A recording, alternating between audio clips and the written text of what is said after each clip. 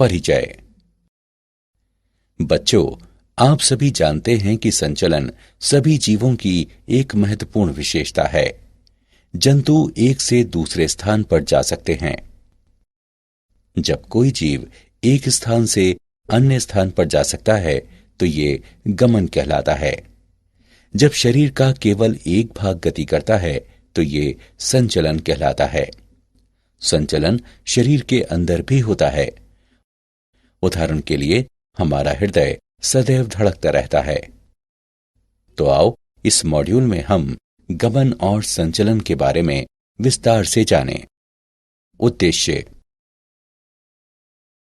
इस पाठ के अंत में आप निम्न करने में सक्षम हो जाएंगे: गति के प्रकारों का वर्णन करना, पेशियों और इनके प्रकारों की व्याख्या करना, कंकाल पेशी की संरचना का वर्णन करना, संकुचनशील प्रोटीनों की संरचना पर चर्चा करना, पेशी संकुचन की क्रियाविधि को वर्णित करना, कंकाल तंत्र का वर्णन करना, संधियों पर चर्चा करना और पेशीय तथा कंकाल तंत्र के विकारों को सूचीबद्ध करना।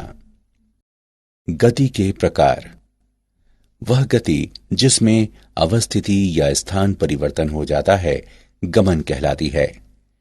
मानव शरीर की कोशिकाओं में 3 प्रकार की गतियां होती हैं: अमीबीय, पक्षमाभी तथा पेशीय।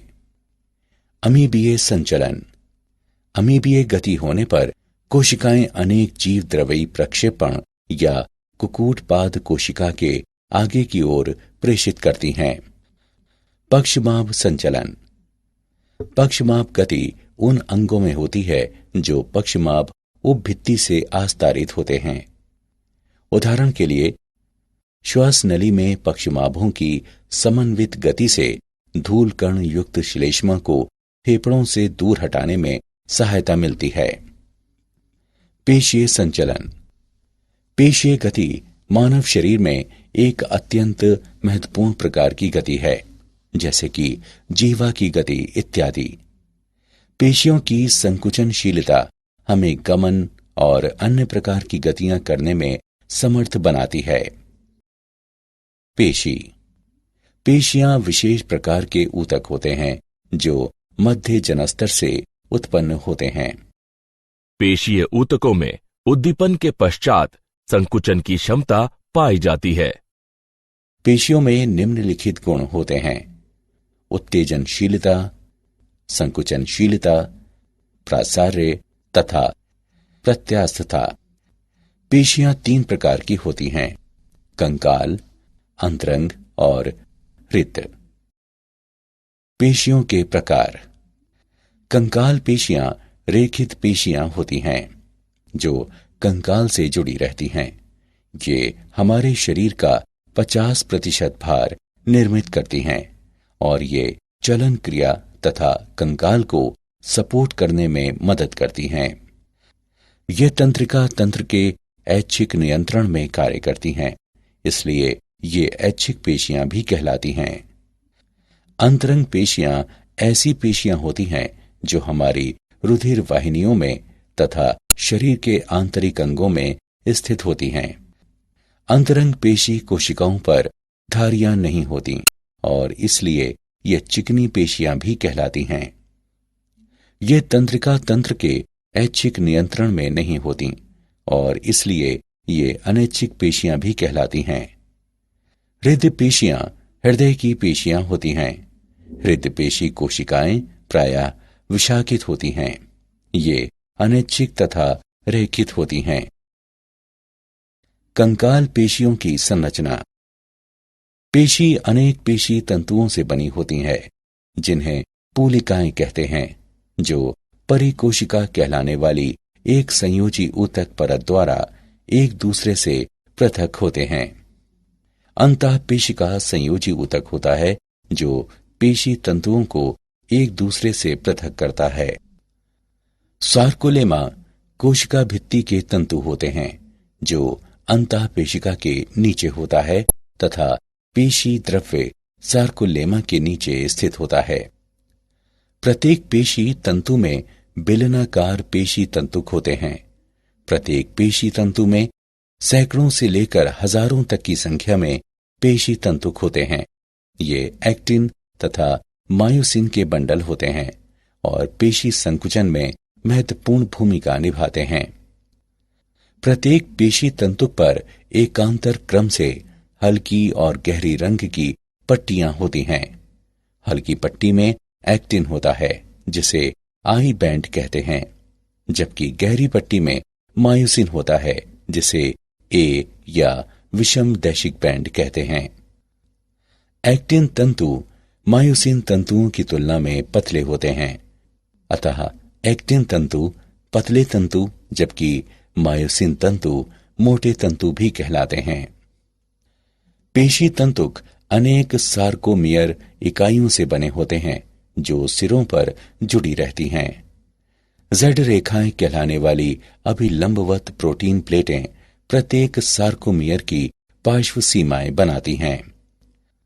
प्रत्येक सार्कोमियर का मध्य क्षेत्र एच जोन कहलाता है, जिसमें केवल मायोसिन होता है।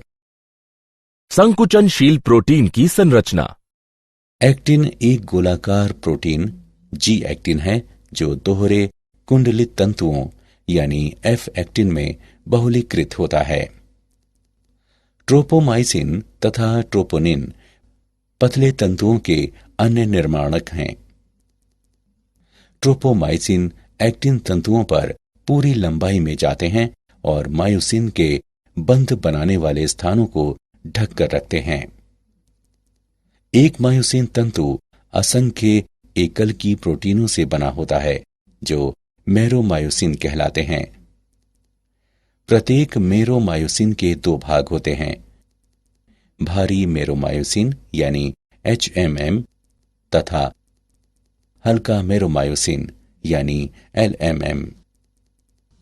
भारी मेरोमायोसिन का गोलाकार सिर होता है जो एक्टिन तंतु से जुड़ा भाग होता है। मेरोमायोसिन अवयव अर्थात सिर एवं छोटी भुजा पर नियत दूरी तथा आपस में एक नियत दूरी नियत कोण पर ए तंतु पर बाहर की तरफ उभरे होते हैं, जिसे क्रॉस भुजा कहते हैं। मूल्यांकन। आगे बढ़ने से पहले आइए देखें कि आपने कितना सीखा। सही विकल्प को उठाकर उसके संगत स्थान पर रखें। पेशी संकुचन की क्रियाविधि। सार्कोमियर के संकुचन एवं शिथिलन की क्रियाविधि सर्पी तंतु सिद्धांत कहलाती है। संकुचन के दौरान सार्कोमियर छोटे हो जाते हैं, हालांकि एक्टिन और मायोसिन तंतुओं का आकार समान बना रहता है। वे एक दूसरे पर खिसकते हैं और पेशी संकुचित व शिथिल होने के साथ अपनी आपेक्षिक स्थितियां परिवर्तित करते हैं। संकुचित करने के लिए कायिक प्रेरक तंत्रिका से एक क्रिया विभव उत्पन्न होता है जो तंत्रिका पेशीय संगम तक जाता है। ये तंत्रिका तथा कंकालीय पेशी के बीच का संगम होता है। तंत्रिकाक्ष अंत के विध्रुवण के कारण ये तंत्रिका संचारक एसिटिल कोलिन को तंत्रिका तथा पेशी के बीच अंतर्ग्रंथि विदर में मुक्त करता है। पेशी तंतु तंत्रिका संचारी द्वारा प्रेरित किए जाने के कारण अपना क्रिया विभव उत्पन्न करता है। ये विद्युत संकेत पेशी तंतु की जीव द्रव्य कला से गुजरता है और ये जीव द्रव्य कला की नलिकाकार अंतर्वलनों से भी गुजरता है जो टी नलिकाएं कहलाती हैं। सार्कोप्लाज्मिक जालिका एक कोशिकांग होता है जिसमें झिल्लिका सदृश नेटवर्क होता है।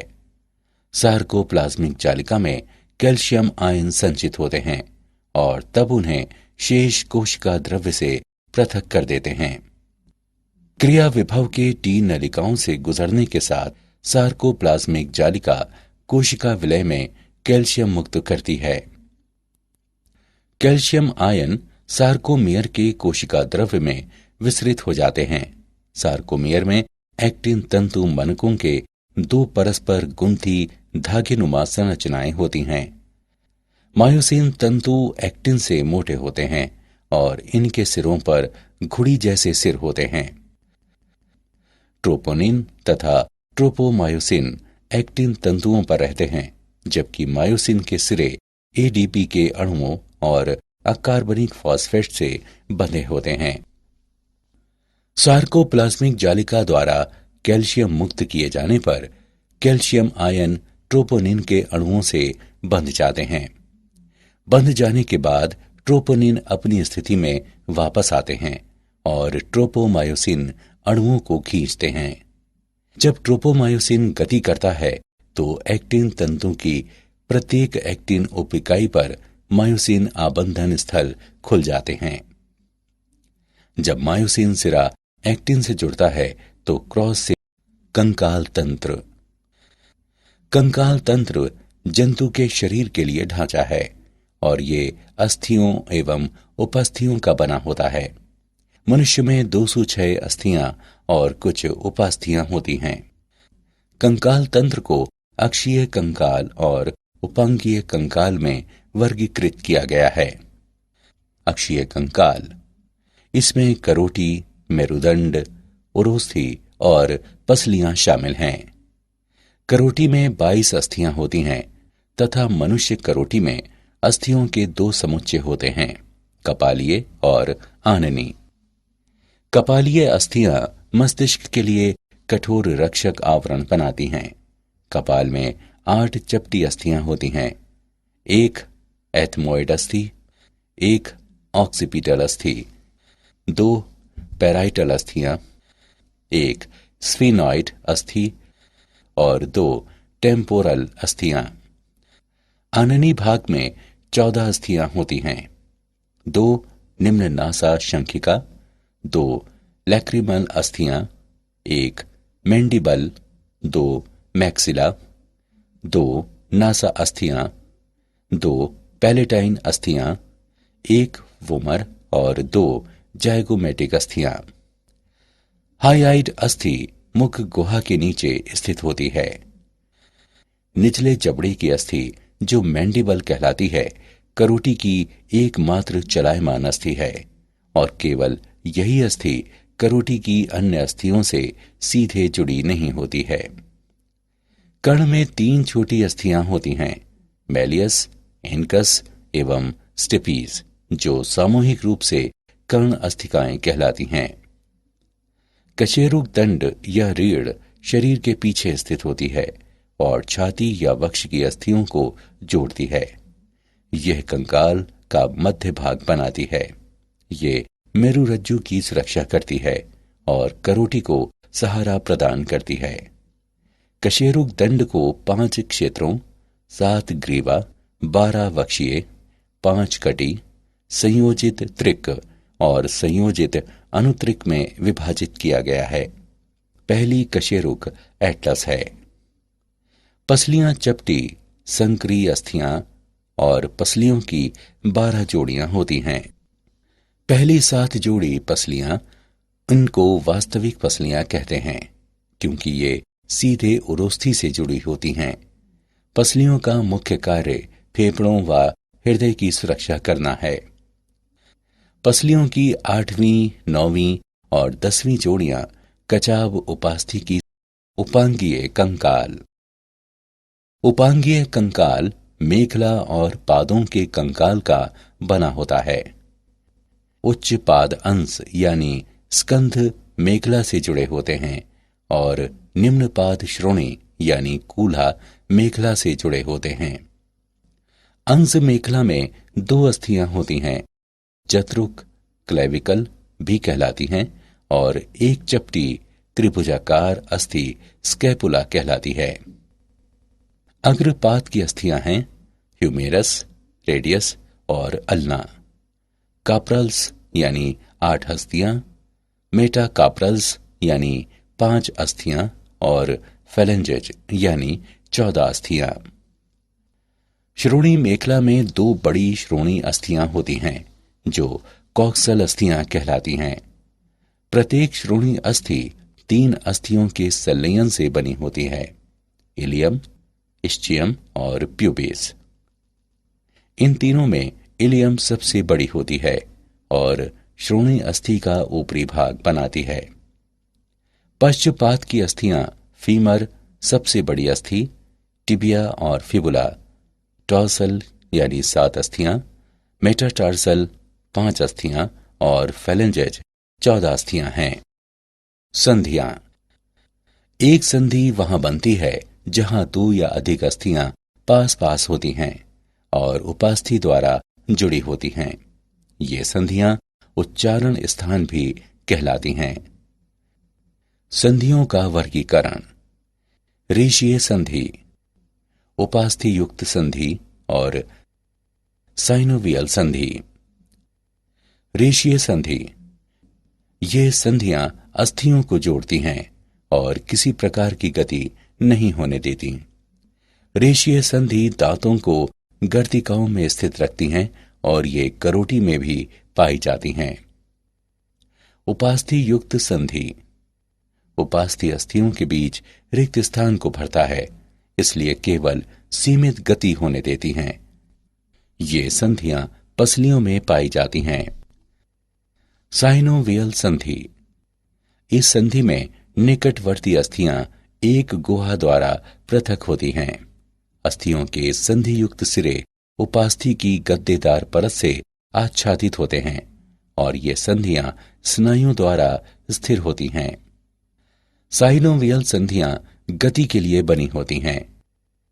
उदाहरण के लिए कब्जा जैसी साइनोवियल संधि, जैसे कि घुटना और कोहनी, श्रोणि पर कंदुक खल्लिका संधि कई तरह की गति करने में सक्षम होती हैं। पेशीय तथा कंकाल तंत्र के विकार।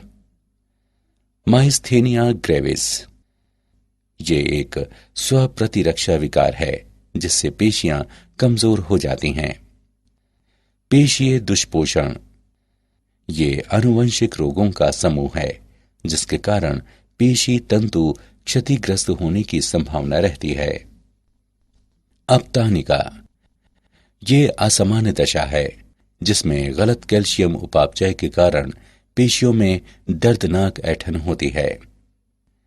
संधि शोथ, ये शोथ दशा में जो संधियों को प्रभावित करती है। अस्थि सुषिरता, ये एक रोग है जिसमें अस्थियां अत्यधिक छिद्रित हो जाती हैं, जिससे अस्थि भंग की प्रबल संभावना रहती है। गाउट, यह तीव्र संधि शोथ है जिससे संधियों में सूजन आ जाती है और दर्द होता है। क्या आप जानते हैं ऑस्टियोकैल्सियन प्रोटीन हमारी अस्थियों की मजबूती में एक महत्वपूर्ण भूमिका निभाती है। लाल रुधिर कोशिकाओं का निर्माण अस्थियों के भीतर अस्थि मज्जा में होता है। अस्थियों में 50% जल और 50% ठोस पदार्थ होता है। सारांश। आइए हमने जो कुछ सीखा है उसे संक्षेप में दोहराएं। वह गति जिसमें अवस्थिति या स्थान परिवर्तन हो जाता है गमन कहलाती है। मानव शरीर की कोशिकाओं में 3 प्रकार की गतियां होती हैं, अमीबीय, पक्षमाभी तथा पेशीय।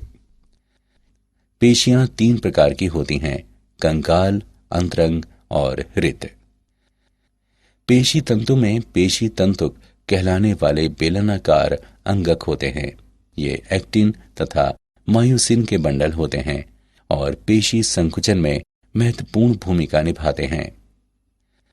पेशी तंतु का संकुचन एवं शिथिलन सर्पी तंतु सिद्धांत पर आधारित है।